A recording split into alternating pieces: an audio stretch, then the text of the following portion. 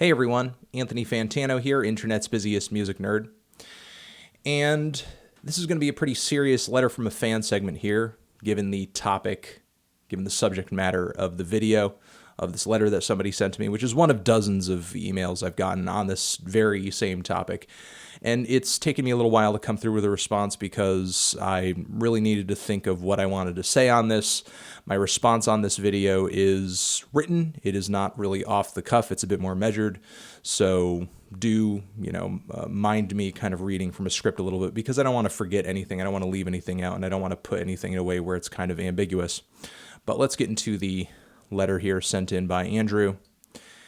As you probably already know, news of Lil Peep's death has broken out. Twitter was flooded last night with people expressing their emotions and feelings towards his death. I noticed that there were a lot of people who were very easy to dismiss drug abuse as an important matter in his death. I got frustrated seeing that many people were retweeting tweets saying that this was only a mental health problem and not a drug abuse problem, and only saw other tweets say that we should not be talking about his problems at all. Drug abuse and lack of seeking mental help kills so many people every day. We see it all the time in music culture. I also noticed that various new cloud slap trap rap artists are glorifying the abuse of drugs and Xanax like Xanax and codeine. I wanted to hear your thoughts on depression and drug abuse. Has our society normalized the use of Xannies because of this new wave of trap music? Is it even possible to discuss drug abuse when a huge part of music culture now revolves around it? How would you go about trying to bring up a friend's drug abuse when he is being very defensive about it? And what do you think about the relationship between drug abuse and depression? I love watching your videos. Keep doing what you're doing. Your fan forever, Andrew. Andrew, again, thank you for sending that in. Here are my thoughts on this. Here's my response, essentially.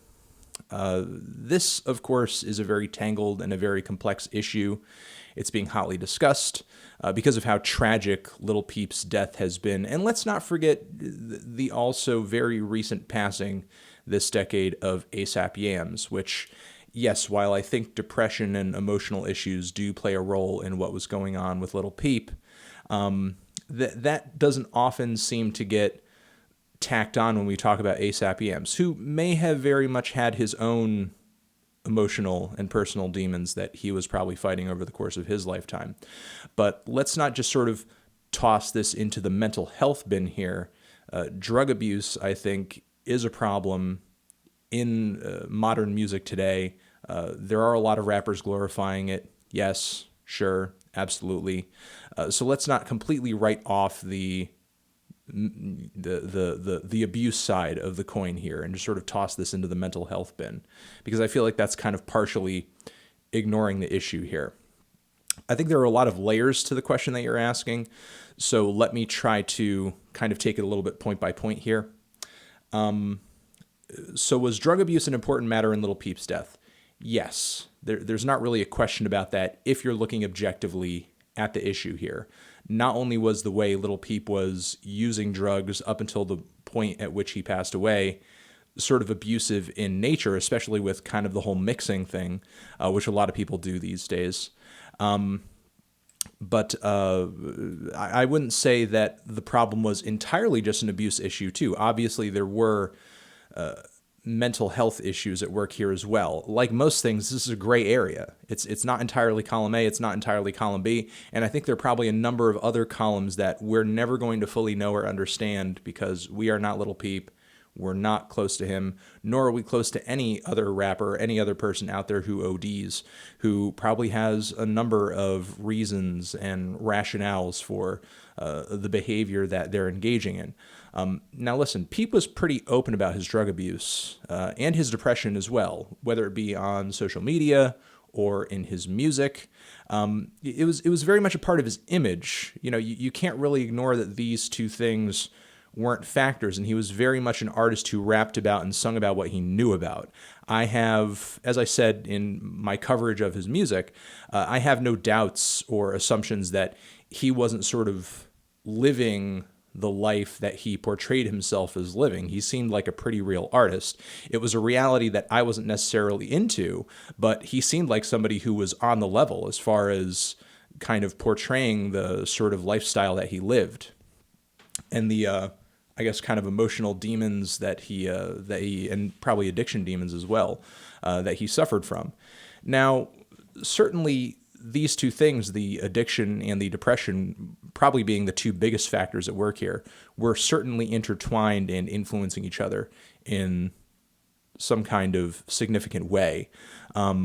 Most likely, given that this is the narrative for a lot of addicts, that the drugs were kind of serving as like a bit of a refuge from the turmoil, the emotional turmoil that Pete may have been feeling in his own personal life, whether that be to the reasoning of, or kind of that be as a result of experiences that he had suffered, or maybe chemical imbalances. We don't know. We're not experts on little Peep's mental health. We know he was open about his depression and his emotional issues, but we, the public, as much as we may feel close to him through his music, don't fully, and probably never will fully, understand exactly what was going on in his head as a human being, as a person.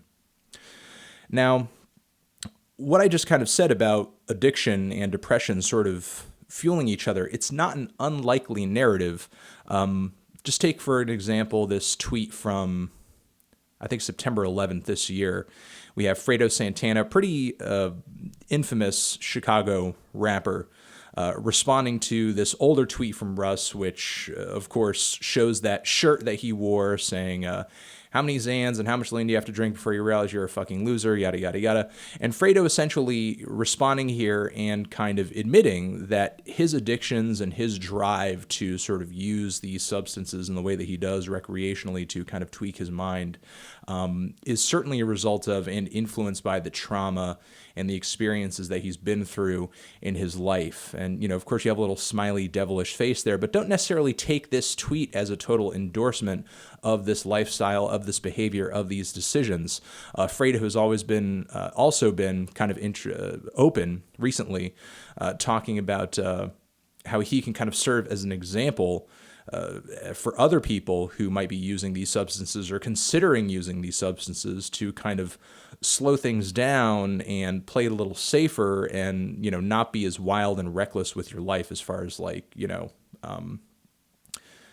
recreational drug use goes. So there's certainly connections that have been documented between emotional issues, mental stability, and substance abuse. The American Addiction Center estimates that over 50% of people who suffer from some sort of PTSD, are also battling an addiction of some kind as well. And of course, there are factors beyond emotional issues at work here. You have lack of access to adequate healthcare, whether that be mental or physical. You have the ease and availability of drug use versus that of therapy, which is longer. It's obviously not as instantaneous. You can't just go to a therapy session and just kind of zonk out and completely erase your emotional issues for a certain amount of time. It doesn't work like that. It's just kind of like a very long, arduous process to kind of get over these issues. Getting into some kind of drug use is an easy way to just kind of get out of that sort of mind state for a little bit. You have a stigma around mental illness, so that when somebody does have emotional issues, somebody does have mental issues, it's easier to just kind of ignore that, because a lot of the time mental issues, mental illnesses are not taken quite as seriously. You're looked at as if you're insane or crazy, and you have a lot of addicts out there who are not as incentivized to kick their addictions or get off their addictions or be open about their addictions, because addicts in our legal system are essentially treated like hardened criminals versus people who are sick, which is what they truly are. So while there is a lot of conversation going on right now about how about Little Peep, about hip hop, about SoundCloud rappers, about Xanax, Percocet, Molly Percocet, it's my firm belief, though, that art very much imitates life. And, a lot of these songs revolve around serious cases in real life where you have these kids just kind of partying, and this is just their lifestyle. They're trying Xanax, and they don't think it's as much of a big deal because other kids are trying Xanax, or you have some other rapper out there who is endorsing them and talking about doing them recreationally. Sure, it's kind of easy to look at this cycle and see, whoa, hip hop must be some kind of influencer here. Would we have this Xanax problem? Would we have this pill popping problem if it weren't for all these other rappers or whatnot endorsing the product essentially and talking about it in their music? But the thing is that we're kind of ignoring here is that there is currently an ongoing opioid crisis in America, which is not necessarily connected to what you hear going on in a Little Peep song, in a Little Pump song, really in a Future song or any hip hop song, period. The opioid crisis, the pill sort of addiction and the narcotic crisis that we're going through right now in America is much bigger than any rap artist out there, period. You're talking about big pharma here. You're talking about billions and billions of dollars in marketing and development and government lobbyists. These companies produce this stuff with a full understanding of its addictive properties, like how it can be abused if it is abused. And it seems like there's very little in the way of incentive to regulate it better or change it so that you're getting the benefits that the company is obviously intending for the drug to have, but you're not getting as many addictive or destructive properties. Let me take a little breath here. And okay. So these addictive properties that these companies are very much conscious of, they play out every week in the news with growing statistics of middle-class Americans getting hooked on something like heroin after being prescribed opiate X, Y, or Z for an extended period of time. Please look this stuff up online. There's countless stories of this. And again, it's not just anecdotal. There are hard statistics showing that it's pretty much like there is a pipeline for a lot of people going directly from the doctor's office to these hard narcotics and hard opiates on the street, and people are using there because they can't get their prescriptions anymore. Maybe they can't afford them, or maybe they're just looking for something harder as a result of their addiction to whatever they've been prescribed in the doctor's office, or whatever surplus of some kind of prescription drug has been floating around, and they got a hold of that and got addicted to that, and then they got addicted to something else. Just because, again, that surplus is around, it's hanging around in the black market, and people are like, it's available, it's a pill, it's coming from a company, I'm going to assume that it's probably less dangerous than some other kind of hardened street drug that somebody could have cooked up in their house or whatever, because it's a pharmaceutical, so it might not be as bad, when really the addictive properties are still there, the dangers are still there, but you're assuming that because it's a name brand sort of thing, that it's safer or it's somehow better in some kind of way. Now, something to keep in mind with that is that when you have this Xanax floating around in the black market, there are also people out there who want to make money off it but can't get as much access to Xanax as maybe some dealers or some connections can. So, of course, they're going to start getting a pill press, pressing the stuff at home, making their own pills, and who knows what the hell's in that shit. There's some kind of Xanax knockoffs out there, which please do Google counterfeit Xanax. It's, there's different colored ones, there's different size ones. There's probably different feels to them as well. You can tell some of this stuff is obviously a sort of knockoff. And what a lot of publications have been alleging about Little Peep is that whatever Xanax he took may have been laced with fentanyl, which is an extremely powerful pharmaceutical drug, which, it is out there on the street. It has been known to have been used in pills when people are sort of, cooking whatever concoctions, pharmaceutical, fake, counterfeit pharmaceutical concoctions together that they can with a pill press. And just for sort of frame of reference here, these two vials here, which are just 1.5 inch, 2-inch vials over my head right now, these are both lethal doses of these particular drugs. So on the left, you have a lethal dose of heroin, which does not look like a lot of heroin at all. Does not look like a lot of heroin. And then on the right, you have fentanyl. That is literally a lethal dose of fentanyl right there. And you have to keep in mind that this stuff is out there. There are people who have access to this stuff in the black market. And none of these people are chemists. These people are not professional chemists. They're not most of them, I imagine, are not sitting there and methodically sort of measuring out every single little thing. Maybe these are not the potencies that you have a lot of dealers handling on the street. So maybe, this frame of reference that I have here is not 100% accurate, but still, if somebody does have something with this potency on them, especially the fentanyl, like, you can go so overboard so fast, especially if you don't know what you're taking. So again, I feel like it's easy to blame art here when truly it's only imitating life. If all these SoundCloud rappers disappeared tomorrow for whatever reason, America would still be in the midst of this opioid crisis. All these extra Xanaxes would still be in circulation, and our lawmakers would still be too lazy and too paid off to really do anything about it and create some kind of significant change. So what has to be done about this, in my opinion, it's going to come down to, for a true, like, kind of silver bullet kind of fix here, it's going to come down to legalize, tax, and regulate. Time and time again, doing this dries up the black market, and the drugs people seek to use recreationally can be attained safely. That doesn't necessarily mean people are going to use them responsibly, okay? But at least what you're getting, you know what it is, and you can attain it, again, safely. And the money made off of these sales, because this stuff, as I said, is going to be taxed, can be filtered back into programs that actually help people kick these addictions if they have them and break down barriers preventing people's access to care. Now, again, let's face it, people are probably going to do drugs.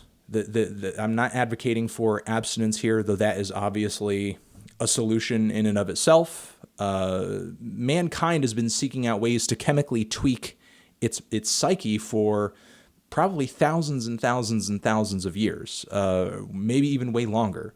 So there's no denying that it's going to happen, whether I have the opinion of you shouldn't do drugs or not. You know, people are still going to do drugs no matter how many tweets Russ writes where he's like, doing drugs is bad. I hate doing drugs. I don't do drugs personally. I guess you could probably call me straight edge or whatever, but I would be delusional to think that I or anybody could just get on a soapbox and just shame the problem away. Or, our government is delusional in the fact that they think they can win this drug war and essentially just arrest people out of using drugs, or arrest away the whole problem, jail the whole problem away. It's not going to work like that. Now, this obviously is a difficult conversation, but that does not mean the conversation should not be had. I feel like avoiding this conversation, especially in the wake of somebody passing away, is kind of like avoiding the gun control conversation in the wake of like a mass shooting. Obviously, there's a problem here. Obviously, something needs to be done. When it comes to a potential addicted friend who you mentioned in the email, I would call a good addiction specialist and take advice from them. That is probably the first move I would make, and go from there. Consider doing whatever they say. And obviously things are a case-by-case basis, and it depends on you. It depends on the potential support system you have around this particular person who may be addicted in your life. And it also depends on that person's willingness to change and accept that help, and accept their need to do something about their substance abuse problem. So that is probably the first step that I would take. But I guess I'll kind of leave with this. I know people are going to get high. I don't begrudge people that experience, but remember this: nobody is looking out for you. Nobody is looking out for you. Not your dealer, not Big Pharma, not the government, and most likely not your friend who is also high right next to you, given that their ability for good judgment in that context is probably not the best that it could be. So with this in mind, you need to know the only person looking out for you is you. It's you. It's truly you. And so, if you're going to do this, you need to exercise personal responsibility and do what you need to do to mitigate risk and unknown factors. Don't take anything that you don't know what the hell it is. And don't go crazy with all this mixing that people do these days, turning their bodies essentially into chemistry sets, because while you may know that individually X, Y, and Z are totally fine to do, totally fine to take, whether that be from known experience or research that you've done. Putting it all together could mean an entirely different thing. And as I said earlier, those suggestions that I made to fix this issue, that's kind of a bit of a pipe dream. I mean, there would have to be some massive grassroots groundswell in order for that stuff to happen and happen fast. So I just tell you guys that, again, you need to just watch out for yourselves. I'm not shaming you or hating on you, but I guess there's just, a few universal pieces of advice here, that no high is worth your life, and that, again, you need to exercise personal responsibility here, which should be one of many tools that people have access to sort of fight addiction and prevent things like what happened to Little Peep from happening. But, unfortunately, that is just not what we have at the moment. The toolkit is a little limited for the time being, but I'm going to leave it at this. Thank you guys for watching. Hopefully this video has been of help, and while I have been a little rambly and have had a hard time just sort of getting all of this out, because it is a difficult conversation and it is a lot to say, I hope you guys gained from it. I hope it means something to you, and I hope it encourages you guys to just make better choices for yourself, whether you're going to go down the road of recreational drug use or just abstain from it completely, which, again, is another option, a totally fine option, the option I have chosen. It's not bad over here, but if you are going to pick the opposite option, super duper duper duper duper, just be careful. Be careful and watch yourself, because you don't know who to trust. And when you're talking about the black market, it's a pretty untrustworthy place. So I'm going to leave it at that. Thank you guys very much for watching, and I'll see you guys in the next video. Forever.